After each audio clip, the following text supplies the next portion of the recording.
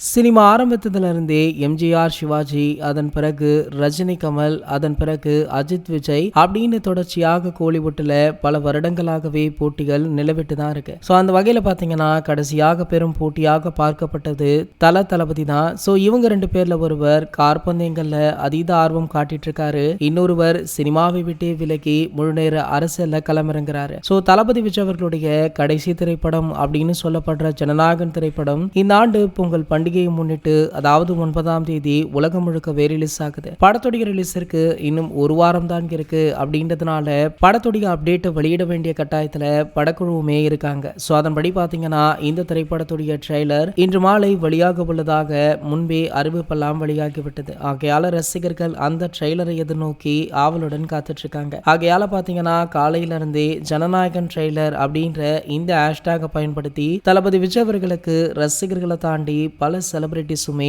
வாழ்த்துக்களை தெரிவிச்சிருக்காங்க. சோ விஜய் அவர்களுக்கு போட்டி நடிகராக பார்க்கப்படும் நம்ம ஏகே அவர்கள் தற்போது தளபதி விஜய் அவர்களுக்கு வாழ்த்துக்களை தெரிவிச்சிருக்காரு. சோ ஒரு சில மாதங்களாகவே இருவரும் அவங்களுடைய வாழ்த்துக்களை மாறி மாறி பரிமாறிக்கொள்றாங்க. சமீபத்தில் மலேசியாவில் நடந்த ஆடியோ லான்ச்ல கூட நம்ம ஏகே அவர்களை பற்றி தளபதி விஜய் அவர்கள் பேசியிருந்தாரு. நம்ம ஏகே அவர்களுமே அவருடைய கார்பந்தய இடையில நேர்காணல் ஒன்றில் கலந்து கொண்ட போது தளபதி விஜய் அவர்களை பற்றி புகழ்ந்து பேசியிருந்தாரு. இந்த விஷயம் சமூக வலைதளங்கள்ல படு வைரலுமே ஆகிட்டு. இது போன்ற செய்திகளை பற்றி நீங்க உடனே தெரிஞ்சுக்க நம்மளுடைய சேனலை மறக்காம சப்ஸ்கிரைப் பண்ணிக்கோங்க.